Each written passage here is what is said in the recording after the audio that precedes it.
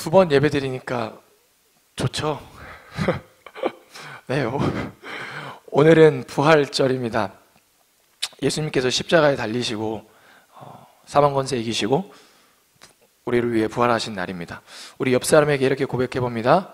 예수님 부활하셨습니다. 예수님 부활하셨습니다. 네. 예수님 부활을 믿으십니까? 아멘. 우리는 믿지만요, 많은 사람들은 성경을 보면서 특히나 기독교를 믿지 않는 무신론자들은 가장 먼저 비판하는 것이 무엇이냐면 예수님의 부활입니다. 어떻게 죽은 사람이 부활하냐, 이것을 믿지 못하죠. 왜냐하면 부활은 기적이기 때문입니다.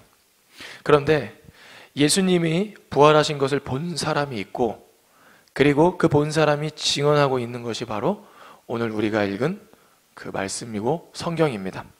우리 요한복음 21장 15절에서 19절 말씀을 한번 이렇게 끈이 있는데 그 끈으로 한번 체크를 하고 우리 다른 구절을 한번 좀 찾아보도록 하겠습니다. 고린도전서 15장이거든요. 고린도전서 15장을 한번 보도록 하겠습니다. 고린도전서 15장 1절에서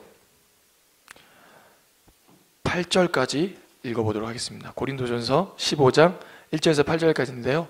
우리 다 같이 한 목소리로 읽어보겠습니다. 시작. 형제들아, 내가 너희에게 전한 복음을 너희에게 알게 하노니 이는 너희가 받은 것이요 또 그 가운데 선 것이라. 너희가 만일 내가 전한 그 말을 굳게 지키고 헛되이 믿지 아니하였으면 그로 말미암아 구원을 받으리라. 내가 받은 것을 먼저 너희에게 전하였노니 이는 성경대로 그리스도께서 우리 죄를 위하여 죽으시고 장사 지낸 바 되셨다가 성경대로 사흘 만에 다시 살아나사 게바에게 보이시고 후에 12제자에게와 그 후에 500여 형제에게 일시게 보이셨나니 그 중에 지금까지 대다수는 살아있고 어떤 사람은 잠들었으며 그 후에 야고보에게 보이셨으며 그 후에 모든 사도에게와 맨 나중에 만삭되지 못하여 난 자 같은 내게도 보이셨느니라. 아멘. 오늘 예수님이 십자가에 달리시고 부활하신 것이 오늘 이렇게 사람들에게 어떻게 보여졌는지, 그리고 또 500여 형제들에게 보여졌었다고 이렇게 오늘 말씀하고 있습니다. 그런데 이렇게 이야기를 하면 성경에 예수님의 부활을 본 사람들이 있다, 그것을 증언하고 있다라고 이야기를 하면요, 또 다른 많은 사람들은 이렇게 얘기합니다. 사실 성경은 예수님을 따르던 사람들이 쓴 것이 아니냐, 그런 사람들이 예수님을 따르던 사람들이 예수님을 부활한다고 하면 그거는 거짓말일 수 있고 그 사람들이 지어낼 수 있는 이야기가 아니냐라는 라고 말하면서 사람들이 비판을 합니다. 그렇지만요, 성경에는요, 예수님을 따르던 사람도 있었지만 예수님을 따르지 않던 사람도 있었습니다. 즉 예수님을 반대하던 사람도 있었죠. 오늘 우리가 읽은 고린도전서 말씀은요, 바로 누가 썼냐면요, 바울이라는 사람이 썼습니다. 이 바울이 원래 이름은 사울이었는데 사울은 원래 예수님을 핍박하던 사람이었습니다. 더욱이 예수님을 믿는 사람들을 옥에 가두고 죽이기까지 한 사람이 바로 바울이었죠.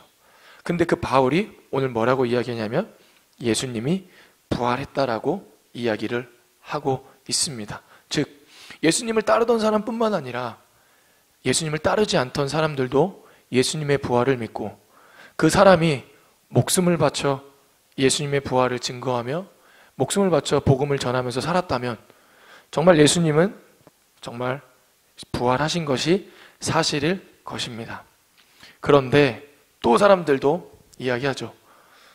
이 성경이 정말 믿을만하냐? 우리가 읽는 성경이 믿을만하냐? 정말 역사적 사실이 근거가 있냐라고 많은 사람들이 이야기를 합니다. 근데요, 고고학에서 보면요, 사본학이라는 게 있습니다. 사본학. 그게 뭐냐면요, 우리가 고고학 하면은 땅에서 이렇게 붓질로 해가지고 이렇게 뭐라고 해야지? 발굴해 난다고 하죠. 발굴해내죠. 그리고 그게 원본이 있고 사본이 있습니다. 근데요, 그 원본의 사실성은요, 사본이 많으면 많을수록 그 원본의 사실성을 신뢰해 줍니다. 마치 이런 거와 같죠. 제가 키가 180인데요. 네. 우리 청년부 모든 지체들이 전도사님 180 키가 다 넘어 라고 모든 사람들이 그런다면 180을 넘는다는 제 주장이 사실과 신뢰성이 높겠죠. 그런 거와 마찬가지입니다. 원본이 있는데 조금 좀 맞는 설명인지는 모르겠지만 원본이 있는데 그 사본이 많으면 많을수록 그 신뢰성이 인정되는 것을 볼 수 있습니다. 그런데 오늘 우리가 읽은 그 바로 성경이 이 세상에서 가장 사본이 많은 것이고요. 우리가 읽은 신약, 특히나 신약은요, 사본이 한 5,000개 정도가 된다고 합니다. 그러다 보니 많은 역사학자들이 이 성경의 사실성을 인정하고 많은 역사적으로 예수님이 부활했다라는 것이 사실로 인정되어지고 있는데요. 우리 한번 옆에 있는 지체들과 한 번 더 얘기해 보겠습니다. 예수님 진짜 부활하셨습니다. 예수님 진짜 부활하셨습니다. 아멘. 네, 예수님 진짜 부활하셨는데 오늘 예수님이 누구를 만나러 가시냐면 바로 베드로를 찾아가십니다. 베드로를. 우리 다시 한번 요한복음 21장으로 넘어와서요. 요한복음 아까 체크해 놓은 21장으로 넘어와서 우리 3절을 한번 읽어보도록 하겠습니다. 요한복음 21장 3절을 한번 읽어보도록 하겠습니다. 우리 한번 3절 읽습니다. 시작. 시몬 베드로가 나는 물고기 잡으러 가노라 하니 그들이 우리도 함께 가겠다 하고 나가서 배에 올랐으나 그날 밤에 아무것도 잡지 못하였더니. 아멘. 베드로는 예수님이 십자가에 달리시고 나서 다시 자기의 본 직업으로 물고기를 잡으러 돌아갑니다. 원래 예수님을 따르던 베드로는 원래 직업이 어부였죠. 어부였는데 예수님을 따랐고, 근데 예수님이 십자가에 달리시고 죽으시자 이제 다시 자기의 본업으로 돌아가는 것을 볼 수 있습니다. 그런데 그렇게 본업으로 돌아간 바로 베드로를 누가 찾아가냐면 오늘 예수님이 찾아가고 계십니다. 우리 계속해서 5절에서 7절까지 말씀을 같이 한번 읽어보도록 하겠습니다. 시작. 예수께서 이르시되 애들아 너희에게 고기가 있느냐 대답하되 없나이다. 이르시되 그물을 배 오른편에 던지라. 그리하면 잡으리라 하시니 이에 던졌더니 물고기가 많아 그물을 들 수 없더라. 예수께서 사랑하시는 그 제자가 베드로에게 이르되 주님이시라 하니 시몬 베드로가 벗고 있다가 주님이라 하는 말을 듣고 겉옷을 두른 후에 바다로 뛰어내리더라. 아멘. 물고기를 잡는 베드로를 예수님이 찾아가시는 장면은 되게 어디서 많이 본 것 같죠. 왜냐하면 베드로가 예수님을 처음으로 따를 때 베드로가 물고기를 잡고 있을 때 물고기가 잡히지 않자 예수님이 찾아가시고 예수님의 말씀에 의지해서 그물을 내렸을 때 정말 들어올릴 수 없을 만큼의 물고기를 잡았고 그리고 예수님을 따랐던 것이 기억이 납니다. 그런데 오늘 예수님이요, 베드로를 자기를 3번이나 부인하고 마지막에는 저주를 한 베드로를 찾아가시고 그리고 그에게 똑같이 예수님이 처음에 찾아갔던 것처럼 비슷한 장면으로 오늘도 찾아가는 것을 볼 수 있습니다. 예수님의 십자가 사건으로 낙심하여 이제는 더 이상 희망이 없겠다라는 생각을 가지고 돌아간 베드로. 오늘 그 베드로를 예수님이 찾아가시죠. 3번이나 자신을 부인하고 저주까지 한 사람을 포기할 만도 한데 예수님은 또다시 베드로를 찾아가십니다. 우리가 오늘 이 말씀을 통해서 알 수 있는 것은 무엇이냐면요, 예수님은 절대 포기가 없다라는 것입니다. 정말 끝까지 사랑하신다라는 것이죠. 아무리 우리가 어떠한 모습이라 하다 할지라도 부족하고 연약하고 어설프고 모자르고 실수하고 넘어지고 엎드려진다 할지라도요, 주님은 절대 우리를 포기하지 않으십니다. 우리를 오히려 오늘 베드로와 같이 예수님이 우리를 찾아오시죠. 그런데 그렇게 예수님이 베드로를 찾아오셨는데 그렇다면 그때 당시에 베드로의 심정은 어땠을까요?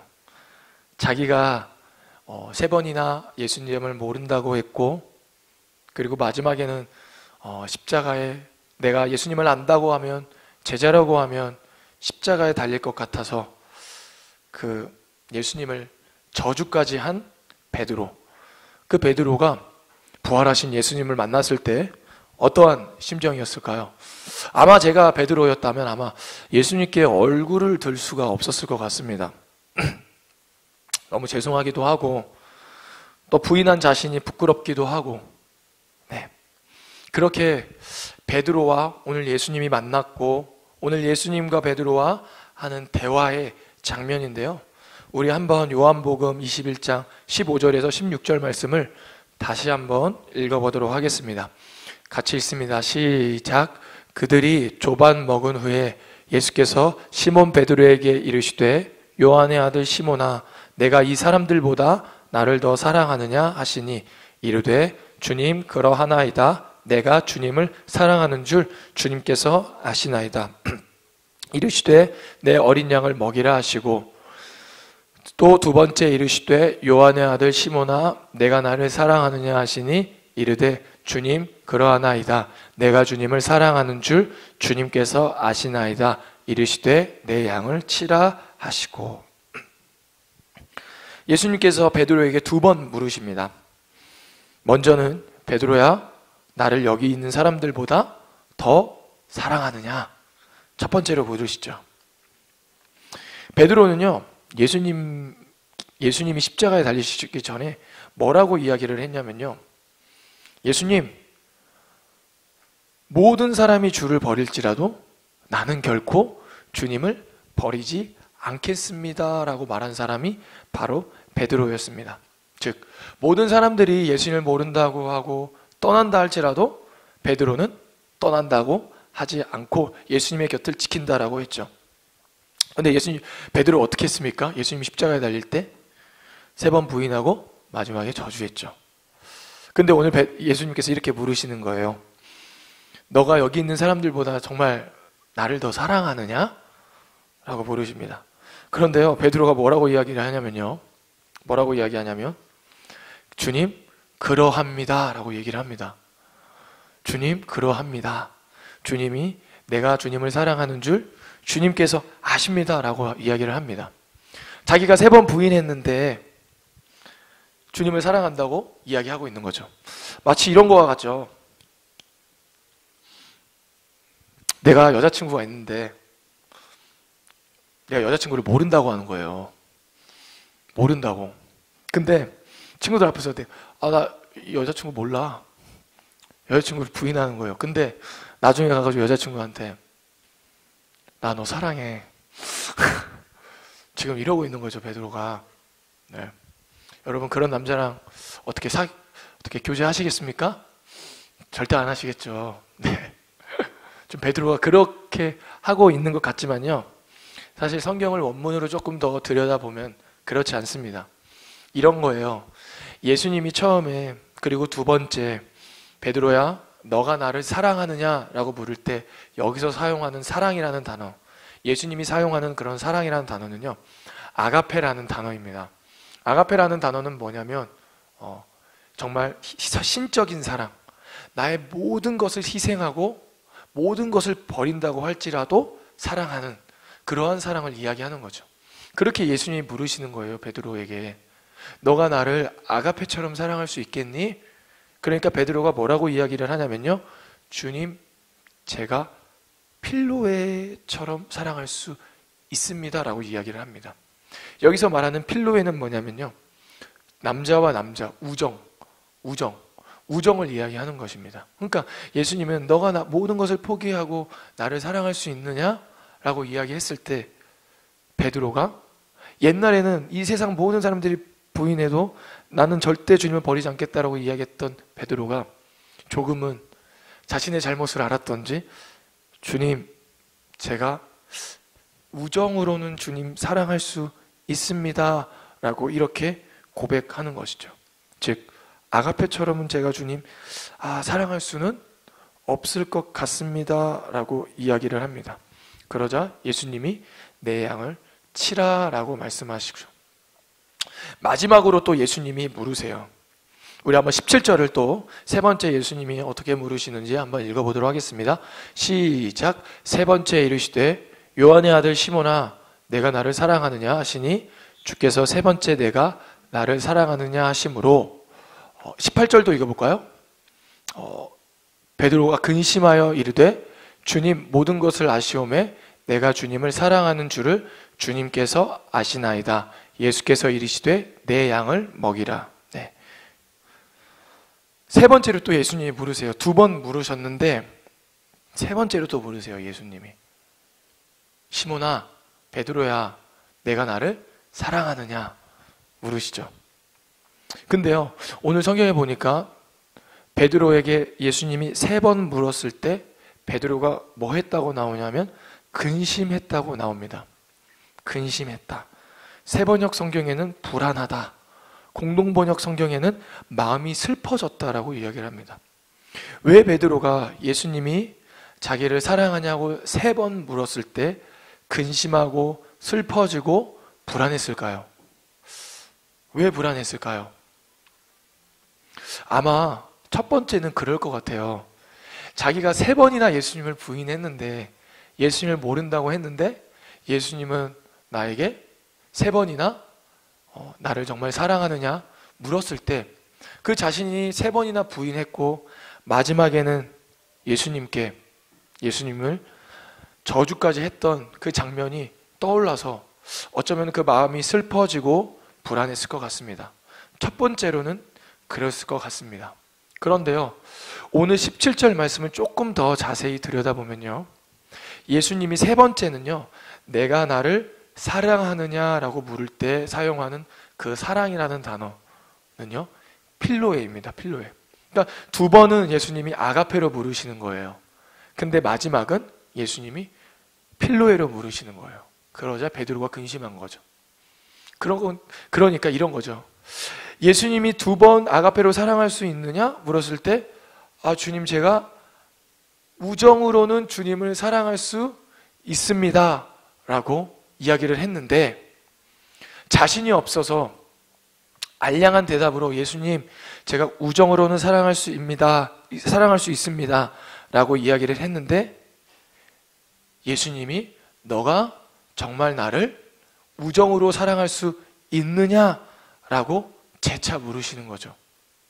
나는 예수님을 우정으로 사랑할 수 있을 것 같아서 물었는데 모든 것을 다 아시는 주님이 너가 정말 나를 우정으로 사랑할 수 있다고? 라고 묻자 베드로가 불안해지고 근심하게 된 것이죠. 그리고 예수님은 그렇게 불안해하는 베드로에게 뭐라고 말씀하시냐면 내 양을 먹이라, 내 양을 치라라고 말씀하십니다. 내 양을 먹이라, 내 양을 치라라고 말씀하시는 것은 베드로가 처음에 예수님을 만났을 때 내가 너를 사람 낚는 어부로 만들어주겠다, 사람 낚는 어부가 되게 하겠다라고 말한 그 사명을 다시 한번 회복시켜 주시는 것이죠. 내 양을 먹여라, 내 양을 치라. 지금 베드로는 사실 불안해 있는 상태, 베드로는 근심하게 있는 상태, 정말 내가 주님을 진정으로 사랑하고 있나? 라고 의심하고 있는 그러한 상황 속에서 예수님은 다시 한번 베드로에게 찾아가시고 베드로에게 사명을 주십니다. 사람들 모두에게는요, 예수님께서 주신 크고 작은 사명이 있습니다. 그 사명은 어떤 사람은 크다고 해서 그 사람이 위대하고, 어떤 사람은 작은 사명이라고 해서 그 사람은 모자르고, 그런 것이 아니라 그냥 하나님이 주신 사명을 감당하는 것에 있어서 가치가 있고 존귀한 것이죠. 그런데 하나님께서 주신 그 사명은 어떻게 감당할 수 있을까요? 우리가 준비되면, 우리가 준비할 자세가 되어 있고 우리가 예수님을 따를 마음의 준비가 되어 있으면 감당할 수 있을까요? 그렇지 않습니다. 어떨 때 우리가 주님의 사명을 다시 받고 그 감당할 수 있냐면, 나의 부족한 베드로처럼, 아, 내가 예수님을 절대 부인하지 않고 모든 사람들이 떠나도 예수님의 곁을 지킨다라고 이야기했지만 내가 그렇게 할 수 없는 존재라구나, 것을 깨닫고 주님의 사랑에 의지해서 그분을 의지함으로 살아갈 때 그 사명을 감당할 수 있는 것입니다. 복음이라는 것은 그런 것 같습니다. 내가 무언가를 열심히 한다고 해서 복음을 가졌다라는 것이 아니라 내가 정말 내가 연약하고 부족한데 예수님께서 십자가에 달리시고 그 예수님께서 십자가에 달리신 그분이 나를 사랑하신다라는 것을 깨달을 때 비로소 주님의 사명을 감당할 수 있는 것이죠. 여러분, 연애를 하면요, 남자와 여자가 사랑을 하면요, 영하 10도의 추운 날 밤 늦게까지 밖에서 이야기를 할 수 있습니다. 네, 웃으시는데 제가 그랬거든요.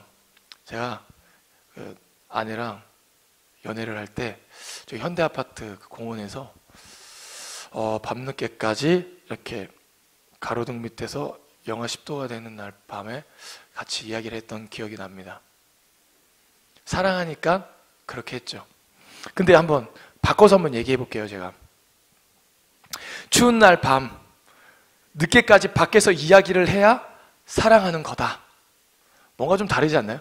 사랑하니까 밤 늦게까지 서로 헤어지지 않고 이야기한다.